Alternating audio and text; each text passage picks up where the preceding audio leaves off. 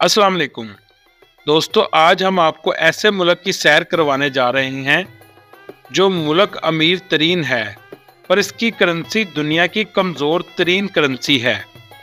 Cyrus आज़म या हज़रत ज़ुल्करनैन रज़ी अल्लाह ताला अन्हो, क्या एक ही शख्सियत के दो नाम हैं? इस मुल्क के एक जजीरे पर पहुंचकर ऐसा लगता है जैसे आप मार्स पे आ गए हों। हो सकता है आपके जहन में इस मुल्क के बारे में ख्यालात अच्छे ना हों, क्योंकि मीडिया इस मुल्क की बहुत ही मनफी तस्वीर दिखाता है। दुनिया समझती है ये मुल्क कोई रेगिस्तान और दहशतगर्दी से बड़ा हुआ मुल्क है, जहाँ बहुत से पसमानदा लोग रहते हैं।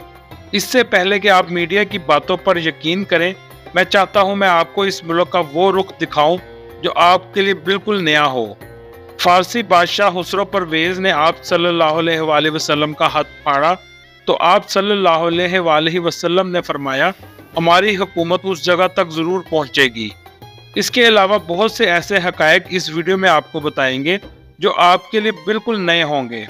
वीडियो शुरू करने से पहले नए आने वाले दोस्तों से गुजारिश है, हमारे चैनल को सब्सक्राइब और लाइक ज़रूर कीजिएगा ताकि हर इंफॉर्मेटिव वीडियो आपको मिलती रहे।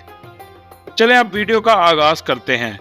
ईरान, इसका official name Islamic Republic of Iran है और तारीख में इसे फारस के नाम से जाना जाता है और आज फारस इसके सूबे का नाम है।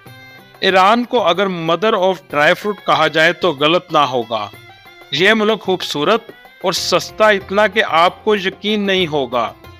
ईरान दुनिया की कदीम तरीन तहजीबों में से एक है, जिसकी तारीख 1500 साल कबल मसीह से भी ज्यादा पुरानी है। इस मुल्क का सरकारी मजहब इस्लाम है। ईरान इंतजामी लिहाज से 31 सूबों में तकसीम किया गया है। इसकी करेंसी को ईरानियन रियाल कहते हैं। करेंसी की वैल्यू बहुत कम है। पाकिस्तानी 1 रुपये के बदले 150 ईरानी रियाल और इंडियन 1 रुपये के बदले 500 ईरानी रियाल मिलते हैं। अगर आपके पास $250 हो तो आप ईरान में करोड़पति बन जाते हैं। दोस्तों, आपको एक बात बताता चलूं, ईरान में कोई भी वीज़ा या मास्टर कार्ड नहीं चलता। आपको ईरानी करेंसी या डॉलर लेकर जाने पड़ेंगे, क्योंकि अमेरिकी बैंक यहाँ पर बैन है। इसके मुतबादिल ईरानियों का एक अपना ATM और बैंकिंग सिस्टम मौजूद है। छोटी से छोटी शॉप पर भी आप डिजिटल पेमेंट अदा कर सकते हैं। ईरान कुदरती गैस और ऑयल से माला माल मुल्क है, इसलिए पूरे मुल्क में पेट्रोल इंतहाई सस्ता है।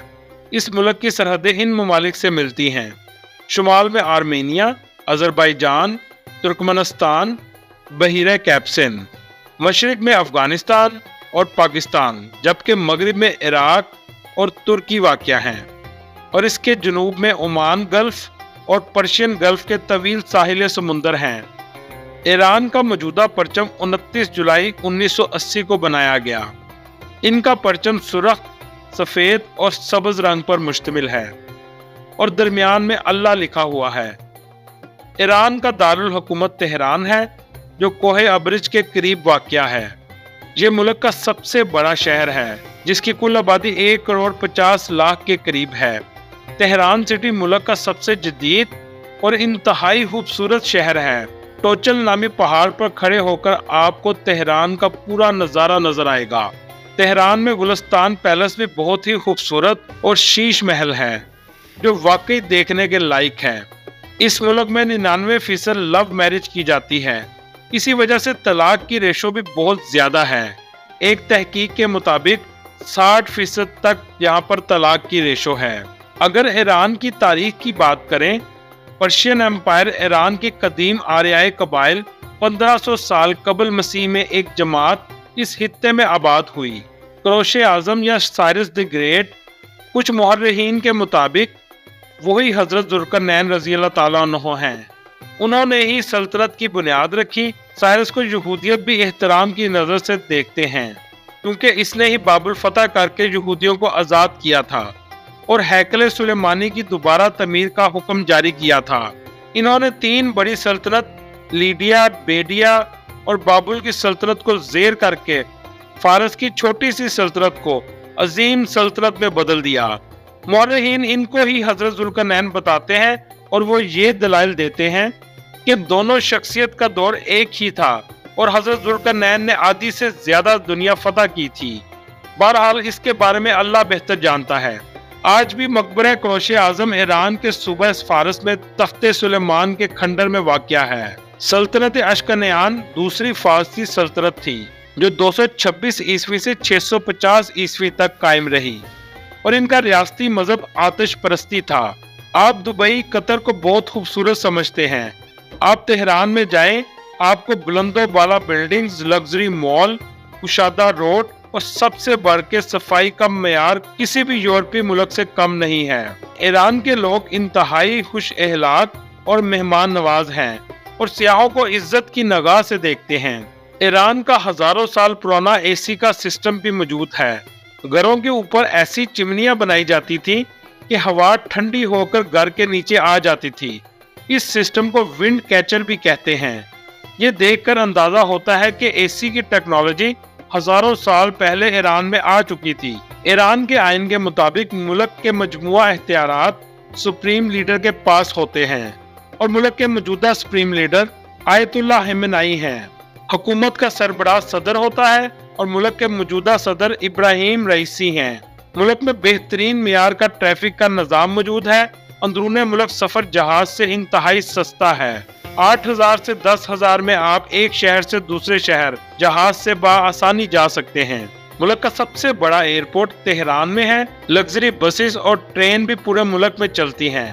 ان کا کرایہ بھی انتہائی کم ہے۔ ایران میں اوبر یا ٹیکسی کا کوئی وجود نہیں، اس لیے آپ نے جہاں جانا ہو آپ کو اس جگہ کا نام فارسی میں آنا چاہیے اور قیمت بھی پہلے سے طے کر لیں۔ اس وجہ سے کچھ الفاظ فارسی کے آپ سیکھ کر جائیں جو گنتی اور حال چال اور سفر سے متعلق ہوں۔ تبریز کے پاس ایک خوبصورت گاؤں کندوان ہے جہاں فن تعمیر کی منفرد مثال دیکھنے کو ملتی ہے۔ گھر پہاڑی پر شہد کی مکھی کے گھروں جیسے ہیں۔ یہ پہاڑ پہلے آتش فشاں تھا، لیکن آہستہ آہستہ یہ ٹھنڈا ہوتا گیا اور لوگوں نے آباد کاری شروع کر دی۔ ان گھروں کے اندر کی اندرونی فضا قدرتی طور پر سردیوں میں گرم اور گرمیوں میں ٹھنڈی رہتی ہے۔ ایران میں حقہ بہت زیادہ پیا جاتا ہے۔ چھوٹا بڑا مرد عورتیں سب بہت شوق سے پیتے ہیں۔ ایرانی کارپٹ بھی دنیا میں بہت مشہور ہے جس کی بہت زیادہ ڈیمانڈ ہے۔ مشہد سٹی یہ ایران کا دوسرا بڑا شہر ہے اور امام علی رضا علیہ السلام کا مزار بھی اسی شہر میں موجود ہے۔ یہاں ہر سال 1.5 کروڑ شیعہ زائرین زیارت کرنے آتے ہیں۔ اس میں آرام گاہ، میوزیم، کتب خانہ، مینار سینٹر اور جامعہ رضوی شامل ہیں۔ ایرانی کھانے زیادہ تر پاکستانی اور انڈین کھانوں سے ملتے جلتے ہیں، لیکن سپائسی کم ہوتے ہیں پر بہت زیادہ لذیذ ہوتے ہیں۔ آپ نے کبھی حلیم میں میٹھا ڈال کر کھایا ہے؟ بڑی بڑی روٹیاں، دلکش نان اور ابلے ہوئے چاول ہر جگہ ملتے ہیں۔ ایرانی چاولوں کو بہت شوق سے کھاتے ہیں اور کھانے یہاں پر بہت ہی سستے ہیں۔ 300 روپے میں بہترین پلیٹر مل جاتا ہے جسے 2 لوگ آرام سے کھا سکتے ہیں۔ اصفہان، تہران اور مشہد کے بعد یہ ایران کا تیسرا بڑا شہر ہے۔ اسے اصفہان نصف جہان کہا جاتا ہے، یعنی آپ نے آدھی دنیا دیکھنی ہے تو اصفہان کو دیکھ لیں۔ اس شہر میں سب سے زیادہ یہودی آباد ہیں۔ ان کا ماننا ہے کہ ہمارا مسیح یعنی دجال یہیں سے نکلے گا۔ یہودیوں کی موجودہ تعداد ایران میں 30,000 کے قریب ہے۔ اصفہان شہر کی آبادی 18 لاکھ کے قریب ہے۔ 11ویں صدی سے 1722 تک یہ دنیا کا سب سے بڑا شہر تھا۔ یہ شہر اسلامی طرز تعمیر کی مساجد، محلات اور میناروں کے باعث پوری دنیا میں بہت مشہور ہے۔ یہاں سب سے زیادہ وزٹرز آتے ہیں۔ یہ شہر اپنے خوبصورت قلعوں کی وجہ سے بھی جانا جاتا ہے۔ جہاں کی مشہور جگہوں میں علی کاپو محل، شاہ جامع مسجد، درہ زندہ پر اور اللہ وردیحان پل ہے۔ ایران انڈیا اور پاکستان سے 2 گنا سستا ملک ہے اور یہاں کے ہوٹل بھی بہت سستے ہیں۔ ایران کے جنوبی جزیروں میں ایک مشہور مقام ستاروں کی وادی ہے جس کو دیکھنے کے لیے لوگ خزاں کے ختم ہونے کے فوراً بعد آتے ہیں۔ اس وادی میں ہوا کی گردش کی وجہ سے خوفناک آوازیں سننے کو ملتی ہیں۔ کچھ لوگوں کا ماننا ہے یہاں پر پریوں کی آمد ہوتی ہے۔ ایران کے اندر ایک ایسا جزیرہ موجود ہے جس کی بناوٹ بالکل مریخ کی طرح ہے۔ ان کو چابہار مارٹین ماؤنٹینز بھی کہتے ہیں۔ जिन्हें देखकर ऐसा लगता है जैसे आप मार्स पर आ गए हैं। ईरान की 90% आबादी शिया फिरके से ताल्लुक रखती है और 8% सुन्नी फिरके के हैं और 2% दूसरे मजहब के लोग हैं। दोस्तों, ईरान आलमी पाबंदियों के बावजूद हर सतह पर खुद कफील बन चुका है। इसी वजह से ईरान में आज एटमी टेक्नोलॉजी, दफाई शोबा, मेडिकल सिस्टम और एजुकेशन सिस्टम भी तरक्की कर चुका है। शिराज आबादी के लिहाज से ईरान का 5वां बड़ा शहर है। ये सुबह फारस का दारुल हलाफा है। इसका मौसम सारा साल खुशगवार रहता है और ये तजारत का अहम मरकज भी है। शेख सादी भी इसी शहर से ताल्लुक रखते थे। यहाँ की मशहूर जगहों में तख्ते जमशेद, नसरुल मुल्क मस्जिद, वकील मस्जिद और बागे इरम हैं। शहर को शिया फिरका में सबसे बड़े तलीमी मरकज के तौर पर जाना जाता है। यज़्द इस्फहान शहर से 175 किलोमीटर के फासले पर वाक़या है और यहाँ आतिश परस्तों का सबसे बड़ा आतिश कदा भी मौजूद है। दोस्तों, खुसरो परवेज सासानी खानदान का हुक्मरान था। इसकी बीवियों की तादाद 3000 के करीब थी। ऐशपरस्त और इंतहाई मुतकब्बर इंसान था। रोम और फारस इसके दौर की दोनों बड़ी सल्तनत थी और ये फारस का बादशाह था। आप सल्लल्लाहु अलैहि वसल्लम की हिजरत के 6 साल बाद नामा मुबारक हजरत अब्दुल्ला बिन हुज़ैफा रज़ियल्लाहु ताला अन्हो के जरिए खुसरो परवेज को भेजा, जिसमें इस्लाम की दावत थी। इस बादशाह ने जब अपना नाम आप सल्लल्लाहु अलैहि वसल्लम के नाम के बाद लिखा देखा तो इसने गुरूर में कहा कि बादशाह का नाम बाद में और एक आम राया के शख्स ने अपना नाम पहले लिखा है। इसने इस हाथ को फाड़ दिया।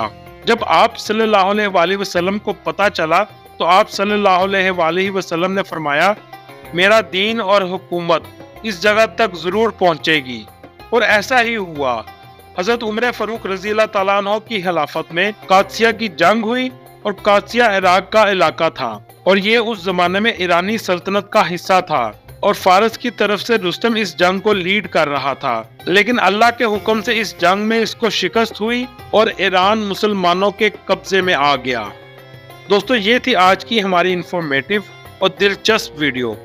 आपको वीडियो कैसी लगी कमेंट में जरूर बताइएगा और नए आने वाले दोस्तों से गुजारिश है हमारे चैनल को सब्सक्राइब और लाइक जरूर कीजिएगा। अगली वीडियो तक अल्लाह हाफिज।